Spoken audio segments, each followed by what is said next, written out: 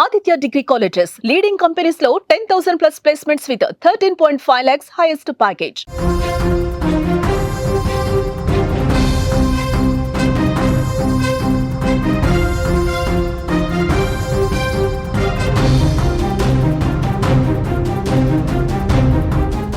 Breaking news చూస్తున్నాం. అన్నమయ్య జిల్లాలో ఘోర రోడ్డు ప్రమాదం. అదుపు తప్పి బోల్తా పడిన మామిడికాయల లారీ. 9 మంది దుర్మరణం, 12 మందికి తీవ్ర గాయాలు. ప్రమాద సమయంలో 21 మంది కూలీలు. పుల్లంపేట మండలం రెడ్డిపల్లి చెరువు కట్టపై ప్రమాదం.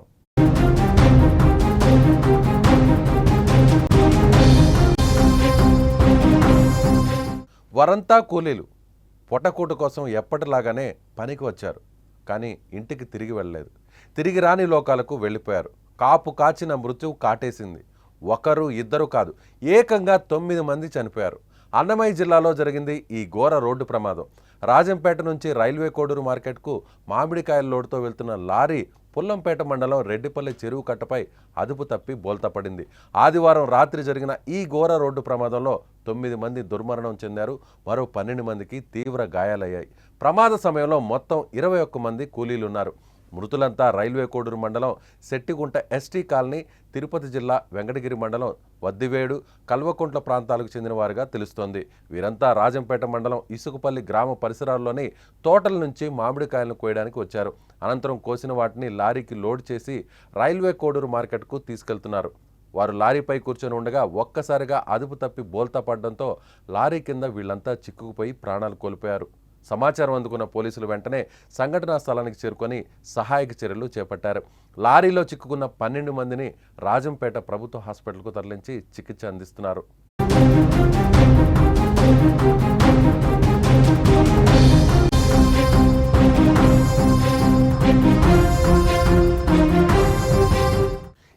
ఈ ప్రమాదంపై మరింత సమాచారాన్ని మా సుమన్ టీవీ ప్రతినిధి అన్నమయ్య జిల్లా నుంచి అందిస్తారు రవి. ఈ ప్రమాదానికి గల కారణాలేంటి? ఎంతమంది చనిపోయారు? ఎంతమందికి తీవ్ర గాయాలయ్యాయి? సార్, రైల్వే కోడూరు నుంచి ఆదివారం పొద్దున్న 7 గంటల ప్రాంతంలో ఒక లారీలో సుమారు 22 మంది మామిడికాయల కోతకని బయలుదేరారు సార్. రాజంపేట ప్రాంతం ఇసుకపల్లి వద్దకు. అయితే మామిడికాయలు కోయడం జరిగింది, లోడ్ చేసుకున్నారు. సుమారు అక్కడి నుంచి 9 గంటల ప్రాంతంలో బయలుదేరారు సార్ ఈ 22 మంది కూలీలు. ఇందులో 2 చిన్నపిల్లలు కూడా ఉన్నారు సార్. అయితే అక్కడి నుంచి రెడ్డిపల్లి కట్ట, పుల్లంపేట మండలం రెడ్డిపల్లి కట్ట వద్దకు చేరుకునే సమయంలో లారీ బోల్తా పడడంతో 8 మంది అక్కడికక్కడే చనిపోవడం జరిగింది సార్. ఒక్కరు వచ్చేసి హాస్పిటల్కు తరలించిన తర్వాత చనిపోయారు. 12 మందికి తీవ్ర గాయాలు సార్. వాళ్ళు కూడా రాజంపేట ప్రభుత్వ ఆసుపత్రికి తరలించారు. అయితే వీళ్ళందరూ ఒకే గ్రామానికి చెందిన వారిగా గుర్తించారు సార్. శెట్టిగుంట ఎస్టీ కాలనీ వారు వీళ్ళు. రవి ఈ ప్రమాదం జరగడానికి ప్రధాన కారణం అంటే ఎదురుగా ఏదైనా వెహికల్ రావడం జరిగిందా, వెహికల్ ఢీ కొట్టడం జరిగిందా, లేదంటే డ్రైవర్ ఏదైనా నిద్రమత్తులో ఉండడం జరిగిందా? అసలు ప్రమాదానికి గల కారణాలు ఏంటి సార్? ఎదురుగా ఏది వెహికల్ రాలేదని చెప్తున్నారు పోలీసులు. ఈ కొద్ది నిద్రమత్తులో ఉండడం ఉంటుందనేది ఒక సందేహం అయితే వ్యక్తం చేస్తున్నారు సార్ పోలీసులు. అంటే కేవలం చెరువు కట్ట మీద వెళ్తుంది అంటున్నారు. చెరువు కట్ట మీద వెళ్ళేటప్పుడు లారీ చాలా నెమ్మదిగా వెళ్తుంది. నెమ్మదిగా వెళ్లే క్రమంలో వేగం కూడా చాలా తక్కువగా ఉంటుంది. అలాంటప్పుడు ఇంతమంది చనిపోవడానికి కారణాలు ఏంటి? అంటే చనిపోయిన వారందరూ కూడా లారీ లోడ్ కింద పడి చనిపోయి ఉంటారా సార్? అంటే వీళ్ళు అందరూ లారీ ఫుల్ లోడ్ చేసుకొని ఆ పైన కట్ట కట్టుకొని పైన కూర్చున్నారు సార్. ఎప్పుడు లారీ తిరగబడడంతో ఆ లారీ కింద పడిపోయారు సార్ వీళ్ళు. కొందరైతే చల్లా చెదురుగా బయటపడిన వాళ్ళు కొంత ఇబ్బందిగానే ఉంది. ఇక్కడ అయితే కింద పడిన వాళ్ళు మాత్రం పూర్తిగా నుజ్జును అవడం జరిగింది. ఈ 8 మంది అక్కడికక్కడే కింద పడిన వాళ్ళు 8 మంది చనిపోయారు సార్. ఒక్కరికి మాత్రమే తీవ్ర గాయాలు. వాళ్ళు బయట కొంత దూరంగా డిస్టెన్స్ తో పడడం వల్ల వాళ్ళకైతే చిన్న గాయాలు సార్. వాళ్ళని హాస్పిటల్కి తరలించారు. మా ప్రతినిధి రవి చెబుతున్న దాని ప్రకారం వీళ్ళందరూ కూడా మామిడికాయలను తీసుకొని లారీలో లోడ్ చేసుకొని వేరే ప్రాంతానికి తీసుకువెళ్ళేటువంటి క్రమంలో పూర్తిగా లారీ అంతా కూడా పూర్తిగా ఫుల్ లోడ్తో ఉండడం, ఆ లోడ్ అంతా కూడా ప్యాక్ చేసేసేయడం, వాటి మీద కూర్చోవడం. దాదాపుగా 21 మంది ఈ మినీ లారీ మీద ఐషర్ వెహికల్ మీద ప్రయాణిస్తున్నారు. అయితే ఒక్కసారిగా చెరువు కట్ట మీద ప్రయాణించే క్రమంలో అక్కడికి వెళ్ళేటువంటి రోడ్డు చాలా నేరోగా ఉంటుంది కాబట్టి, ఇరుగ్గా ఉంటుంది కాబట్టి, తోటల్లో నుంచి చెరువు కట్ట మీద నుంచిగా రోడ్డు మీదకు వెళ్ళేటువంటి క్రమంలో ఈ ప్రమాదం జరిగినట్టుగా తెలుస్తోంది. చెరువు కట్ట మీద నేరోగా ఉండేటువంటి ఇరుకైనటువంటి రోడ్డు మీద ప్రయాణిస్తున్నటువంటి క్రమంలోనే ఈ ప్రమాదం జరిగినట్లుగా సమాచారం అందుతోంది. సో ఒక్కసారిగా మినీ లారీ బోల్తా పడడంతో లారీ కింద లోడ్ కింద పడిపోయి దాదాపుగా 9 మంది చనిపోయినట్లుగా తెలుస్తుంది. 8 మంది స్పాట్లోనే చనిపోయారు.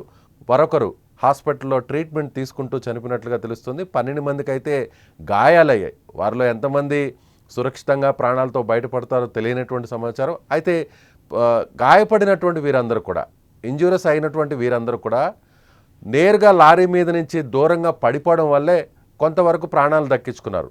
మిగిలినటువంటి 9 మంది లారీ కింద పడిపోవడం, అలాగే లారీ కూడా ఫుల్ లోడ్తో ఉండడం, లోడ్ కింద పడిపోవడంతో ఒక్కసారిగా ఏం చేయలేని పరిస్థితి. సో సెకండ్ల వ్యవధిలోనే వీళ్ళందరూ కూడా ప్రాణాలు పోగొట్టుకున్నట్టుగా తెలుస్తుంది. రాత్రి సమయం కావడంతో సహాయక చర్యలు చేయడానికి కూడా కొంతవరకు ఇబ్బందికర పరిస్థితులు ఉన్నట్టుగా తెలుస్తుంది. మనం స్క్రీన్ మీద చూడొచ్చు, మామిడికాయల లోడ్ మొత్తం లోడ్ అంతా కనిపిస్తుంది. ఆ మామిడికాయలన్నీ కూడా ఆ ట్రేస్లో ఉన్నాయి. ఆ ట్రేస్ అంతా కూడా బయటపడిపోయి చల్లా చెదురుగా మారిపోయింది. సో మరోవైపు అక్కడ ఉన్నటువంటి ఆ డ్రైవరు, క్లీనర్ వీళ్ళ వరకు కొంతవరకు సురక్షితంగా బయటపడి ఉండొచ్చు. ఎందుకంటే లోపల ఉన్నారు కాబట్టి, క్యాబిన్ లోపల ఉన్నారు కాబట్టి.